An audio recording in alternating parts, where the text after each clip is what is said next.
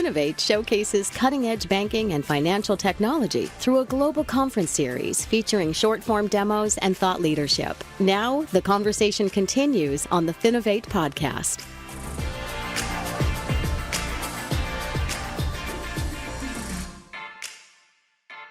Hello, and welcome to the Finovate podcast. Joining me today, we have Brad Oberwager, Executive Chair of Linden Lab. Brad, thank you so much for joining me today. Thank you very much, Greg. Look forward to talking. Cool. So, people might ask, why are we talking to you? Let's start with a little bit of background about your experience, then we're going to turn it into a discussion about kind of banking and economies in a virtual world. But to begin with, tell us about Linden Lab and what it is you guys do. So Linden Lab was started a long time ago, and it actually is the parent company of Second Life, which is the sort of OG metaverse. You've heard a lot of talk about the metaverse and virtual worlds. Well, Second Life was the first one that really created an economy. And then Linden also, because of that, has a fintech company called Tilia that we also own that is a fintech for the metaverse. Excellent. So let's dive into Second Life a little bit more, because I think, you're right. I have some experience with it, but I'm not sure how many people among our listener group will have actually engaged with it. Can you talk about Second Life from just a high level and kind of how it came to be? Sure. So a guy named Philip Rosedale, who happens to be one of my closest friends, came up with the idea of building a virtual world. And what he really did was, his idea was to build the original gaming engine so that people could create things. That was the beginning of this thing called Second Life. No one used the term metaverse. No one used the term creator economy. And so people started building things, and they started chatting, and they started wanting each other's stuff, and they started building social networks. This is 18 years ago. And sure enough, over the time, 72 million people have signed up for Second Life. Now, Wow. A lot of people think of it as something that was there a long time ago. But right now, Second Life does 1.6 million transactions a day. It's a $650 million US dollar economy. So when you hear people talking about the metaverse and it's on its way and these virtual worlds, there are virtual worlds that are real and that are happening right now, and they're big. So, he was very prescient in seeing what the future held. No, absolutely. And I think some of the numbers you just threw out about the size of the economy are really staggering. Can you talk about where that economy is coming from? What kinds of things are being bought and sold, and maybe any information you have about who's generating and creating those things? Sure. So when this game was built, and by the way, we don't even call it a game. We call it a world, and we call the folks that are in it residents. People, you play a game, you reside in a virtual world. And so virtual worlds are very similar to the physical world, right? They have infrastructure. We have gaming engines. In the physical world, we have roads and things. And in our world, we have gaming engines and AWS and things like that. They've got rules. They've got social, they've got money. And so that social economy works together. So when the game was started, you could build things. You could build a house, you could build a car, you could build wings. People learned to program on this virtual engine. And so just like in real society, people broke into what they were good at, and they specified, and they created this economy. So what they did was they created a Linden dollar, which was one of the very first virtual currencies, not a cryptocurrency, a virtual currency. And they allowed people to buy that virtual currency and transact in world. The business model of all of these virtual worlds, and we can get into this a little later, is extremely important. It costs money to run these virtual worlds. And so you either have to kind of unfortunately do like surveillance, right? Advertising, things like that to pay for it. Or you can build an economy. And what we did was the big things that people do is they own land and then rent that out. And they own land that they rent, or they rent land from us effectively, big plots of land. And then a lot of people break it up and rent it out because it's hard to manage and things like that. So that's one way that it happens. And then a lot of people, they build things on the land and people buy them. And actually, creators make money. Our number one person took out $2.8 million last year. I mean, Wow. this is real stuff. Yeah. Yeah, no, that's huge. And I think one of the things that's most interesting about it is that this sort of, the natural evolution of this economy in many ways kind of mirrors the, evolution of the economy in the physical world, right? It's sort of, it's just sort of ebbing and flowing based on the needs that people want, the supply that people are able to put together. So I think that's one of the things that's really fascinating. What do you think? What do you think attracts people to the idea of doing business in a virtual setting? What kind of advantages does it offer? I mean, aside from obviously the person who's pulling out 2.8 million, that's pretty clear in itself. Right. Well, there's a couple of things that, because it's virtual, are very positive for large groups of people. So one thing is it's a great equalizer.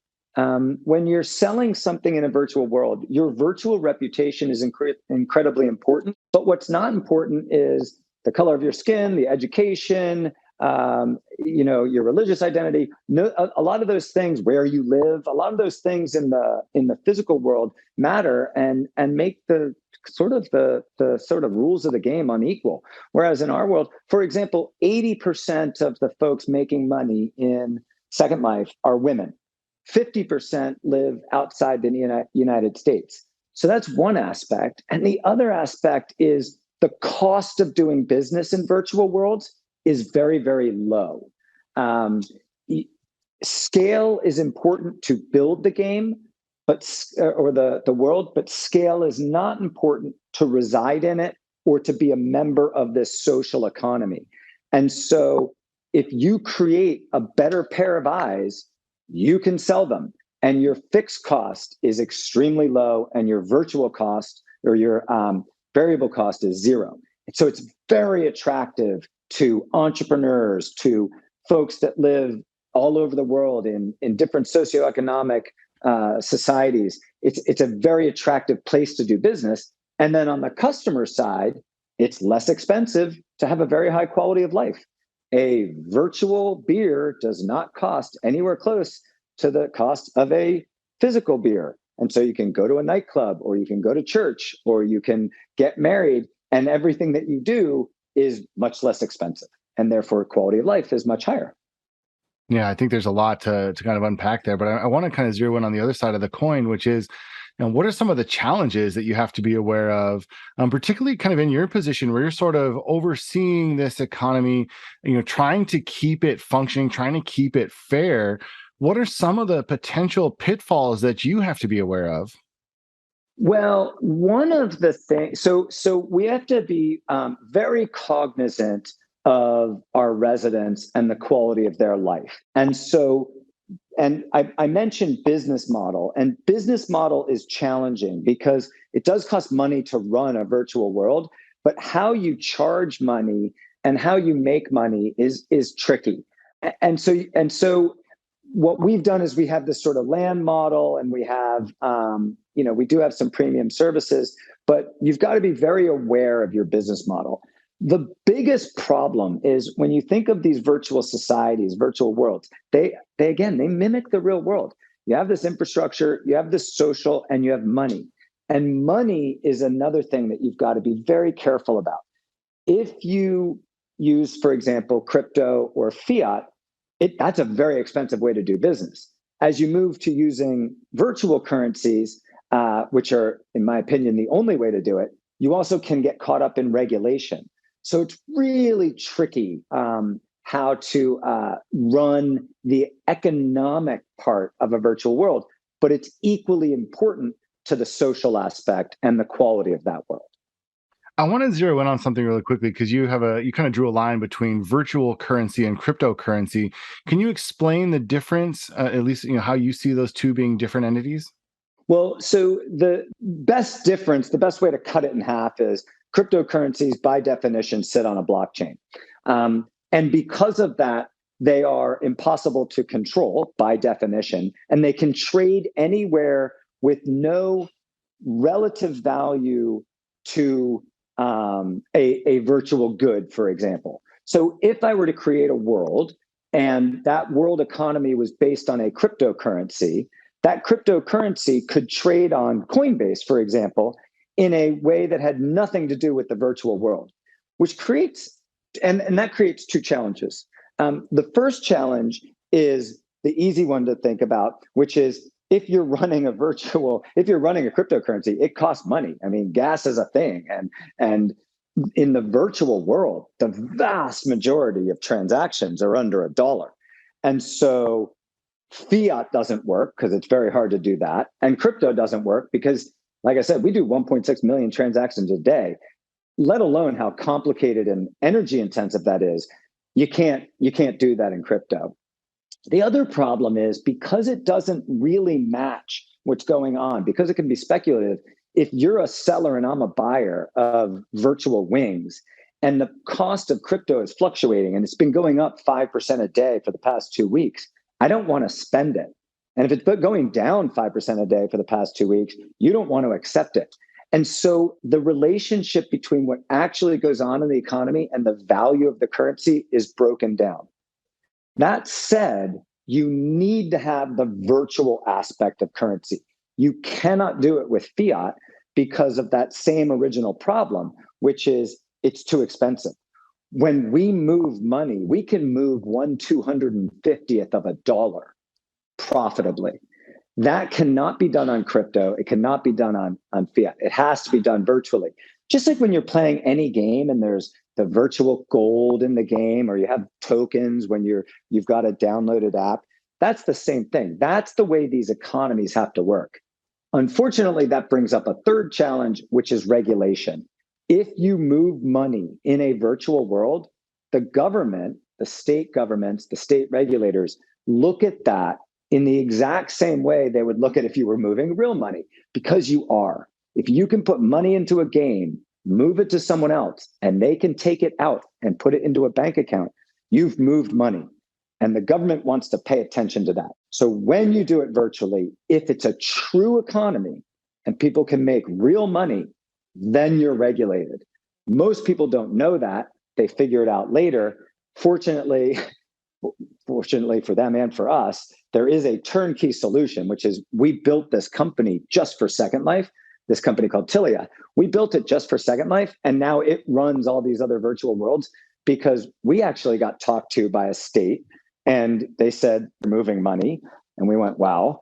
And so, but it was so early on in the world, they gave us time to get our own licenses, and we spent 7 years getting licensed everywhere in the United States, and tens and tens and tens of millions of dollars. And so now we offer that service to other virtual worlds. Well, I think what you've done really well here is kind of highlight the complexities of it, but also it all makes sense. It all makes intuitive sense, and you can sort of see how these pieces come together. And I think this is where, a lot of the industry right now, as they're looking at kind of turning towards the metaverse, towards kind of virtual economies, and thinking about what types of banking opportunities might be available there, a lot of them are sort of in the discovery phase that you've already gone through, which is what are some of these things we have to be really conscious of.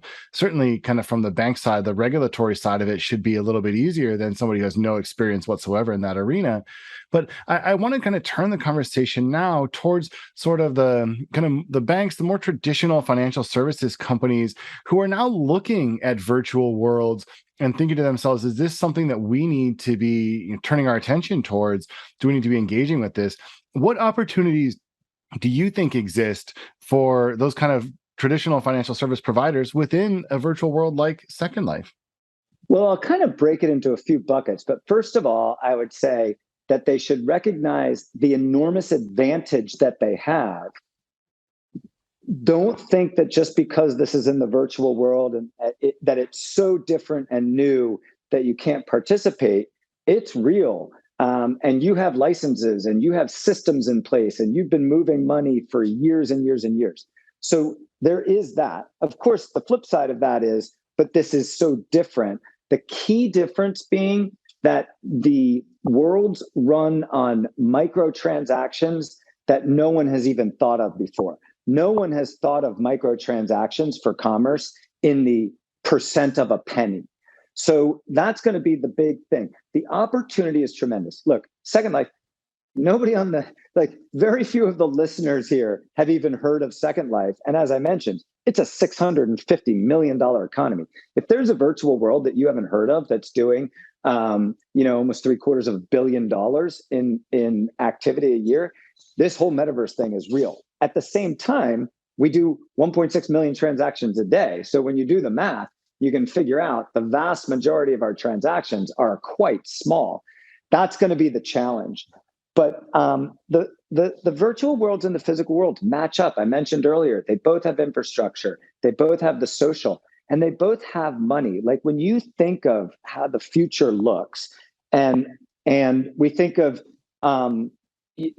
someone based in San Francisco, they've built their life in San Francisco, they have all their money in San Francisco, and their company says move to New York. Well, if they can't bring their stuff, that's mildly irritating.